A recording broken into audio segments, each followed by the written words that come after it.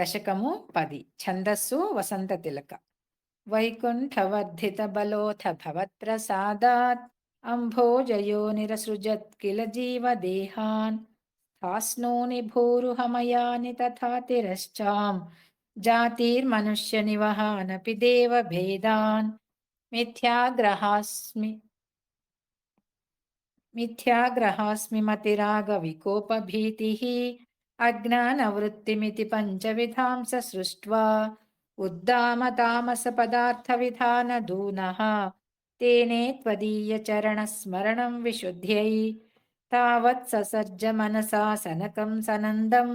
భూయః సనాతనమునిం చ సనత్కుమారం ते सृष्टिकर्मणि तु तेन नियुज्यमानाः त्वत्पादभक्तिरसिका जगृहुर्न वाणीम्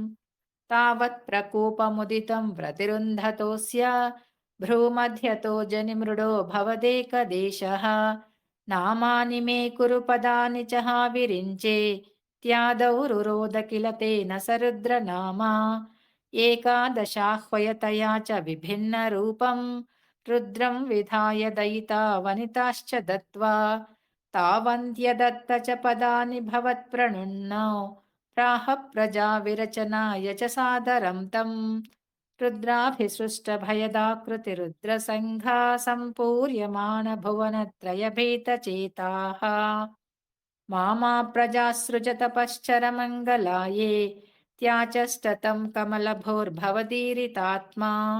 तस्याथ सर्गरसिकस्य मरीचिरत्रिः तत्राङ्गिराः क्रतुमुनिः पुलः पुलस्त्यः अङ्गादजायत भृगुश्च वसिष्ठदक्षौ श्रीनारदश्च भगवन् भवदङ्घ्रिदासः धर्मादिकान् अभिसृजन्नथ कर्दमञ्च वाणीं विधाय विधिरङ्गजसङ्कुलोऽभूत् त्वद्बोधितैः सनकदक्षमुखैस्तनूजैः उद्बोधितश्च विररामतमो विमुञ्चन् वेदान् पुराणनिवहानपि सर्वविद्याः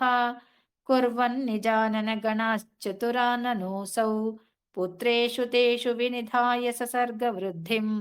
अप्राप्नुवंस्तव पदाम्बुजमाश्रितोऽभूत् जानन्नुपायमथ देहमजो विभज्य स्त्रीपुंसभावमभजन्मनु तद्वधूभ्यां